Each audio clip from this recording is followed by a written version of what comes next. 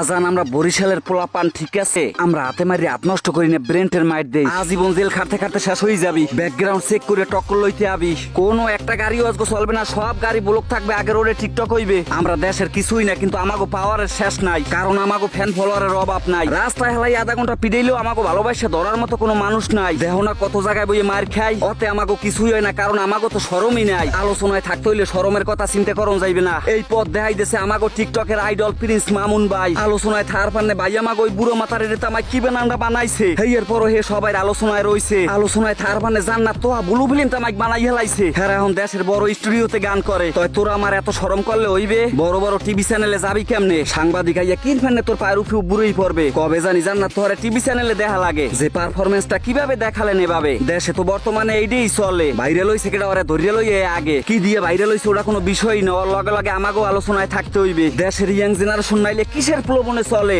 যে যত বেশি নিলজ্জ হইতে পারতে আছে তারে অতটা বেশি সম্মাননা দেওয়া হইতে আছে। কথা ওইটাই রইলে বন্ধু, তুই আমার নামে বদনাম করবি, আমি তোর নামে বদনাম কমু, কারণ তুইও ভাইরাল আমিও ভাইরাল। বুঝো নাই কথা? ফ্যান ফলোয়ার তোরও আছে আমারও আছে। আমরা বইয়ে দুই বন্ধু জ্যৈষ্ঠ মাসের আম কাঁঠাল খামু আর নিরীহ অবুজ ফ্যান ফলোয়ার গুলোরে দিয়ে ঝগড়া করামু। আমি তোর গোষ্ঠী উদ্ধার করে এখনই ভিডিও বানাইতে আছি খারা। হয় হয় হয়, তুই আমারটা সন্ধ্যার পর আপলোড করিস। আলোচনায় না থাকি আমরা কমে যামু, কারণ আমাকে টিকটকার মাথা হয়েছে হটকোনা বুদ্ধি। হ্যাঁ আবুল, তোমার পারফরমেন্স দেখাও। গুনায় ধরি না, কোনো হালারেও গুনায় ধরি না। মাথায় নষ্ট মামা, গাজা খাইছি মেয়া ছাড়া। কতদিন মানা করমু আর কতদিন মানা করমু যে দয়া করে কেউ গাজা খেয়ে টিকটকের ক্লাসে আবা না। তোমাকে ডায়লগ শিখিয়ে দিই আমি একটা, তোমরা মারিয়ে দাও গাজা খুরি ডায়লগ। পরে মানুষের গোষ্ঠী উদ্ধার করে আমার। সবাই আমার কথা মতো চুলে কালার করবা। আবুল তোমারটা করবা গোবর কালার, বাসু তুমি করবা বুড়ো কালার, আর তোমার চুলটা স্পাইক করাই হেজা কাটার মতো সোজা বানাই হেলাবা। আর মনসুর তুমি গু কালার করতে পারলে ভালো হয়, কারণ বুঝুই তো কালারটা যতই আকর্ষণীয় হইবে তোমার দিকে অতটাই ফোকাস করবে। দেশে ভাইরাল কি চলতে আছে, কেটা পাপ দেশে কেটা আগতে চাই বন্যা নাই নাই, এই টপিক গুলো দিয়ে আমাকে ফরেও কাফাই রাখতে হইবে, কারণ যত লের মারা আবিজুবেই কলম এখন দেশে আলোচনার বিষয়। তুমি আমি যদি ভালো কিছু করে মরিয়াও যাই, ও দেখার মতো কেউ নাই। এখন দেশে যে অশ্লীল ট্রেন্ডিং গানটা চলতে আছে এটা সবাই আমরা গামু, এরপর ফরেও কাফামু। রেডে শোনো বন্ধু, তুই আমারে বোতা দাও দিয়ে কাটতে হালা,